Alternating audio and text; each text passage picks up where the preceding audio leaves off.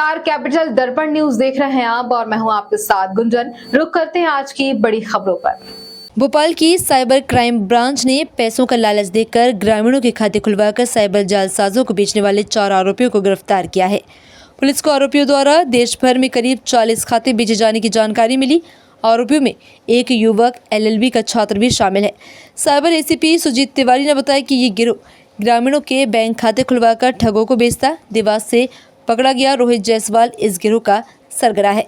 LLB कर रहा रोहित ठगी की गई रकम को क्रिप्टो करेंसी में बदलने का काम करता। वह देश भर के ठगों को किराए पर खाते भी उपलब्ध करवाता, जिसके एवज में उसे 5 से 7 हज़ार रुपये मिलते। आरोपियों के बेचे गए खातों से करोड़ों रुपए के लेन देन किए जा चुके हैं।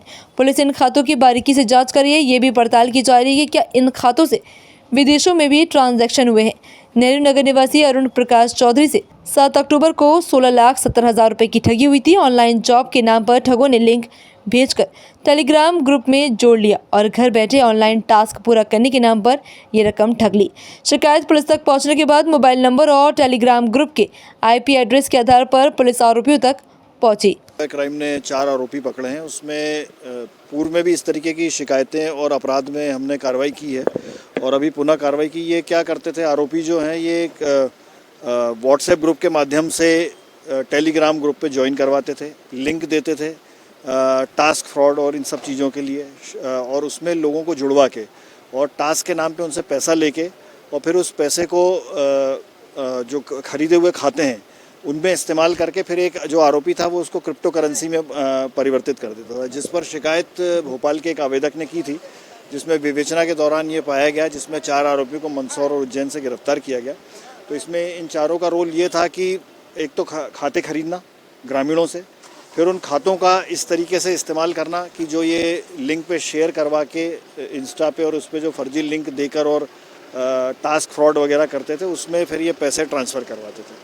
तो उस शिकायत पर टेक्निकल आधार पे इन तक पहुंचा गया और इनको गिरफ्तार किया गया है। और इसमें अभी हम लोग टेक्निकल जांच और कर रहे हैं कि कई और जो इन्होंने फ्रॉड किए हैं तो वो अभी हमारे JMI इस पोर्टल के माध्यम से और जो इनके पास से मोबाइल और सिम अन्य चीज़ें जब्त हुई हैं उसमें और देख रहे हैं कि कितने लोगों के साथ इन्होंने इस तरीके की धोखाधड़ी और की। ये महंगे शौक पूरा करने के लिए इस तरह की वारदातें करते थे।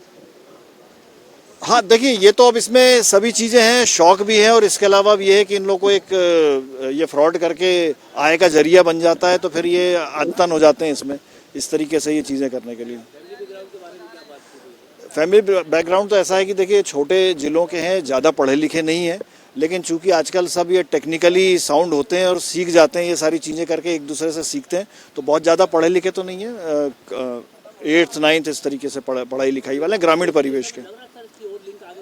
हाँ, लिंक है इसमें। अब ये तो क्या है, आपस में जुड़ते चले जाते हैं और गैंग बना लेते हैं इस तरीके का और क्राइम करते जाते हैं। और टेक्निकल साक्ष्य में हम लोग जब सर्च करते हैं तो इसमें हम लोग को पता लगता है कि अन्य और जो ये खाते हैं या मोबाइल हैं इनका कहाँ पर और इन अन्य अपराधों में इस्तेमाल हुआ है। तो जैसे जैसे चीज़ें आएंगी उसके बाद आगे फिर उसको देखेंगे, और अगर दूसरे स्टेट से कहीं ऐसी चीज़ें जुड़ती हैं कि अगर इन खातों का इस्तेमाल हुआ तो अब हम लोग दूसरी स्टेट की पुलिस से भी संपर्क करते हैं ताकि वो लोग भी कार्रवाई करें इनके ऊपर।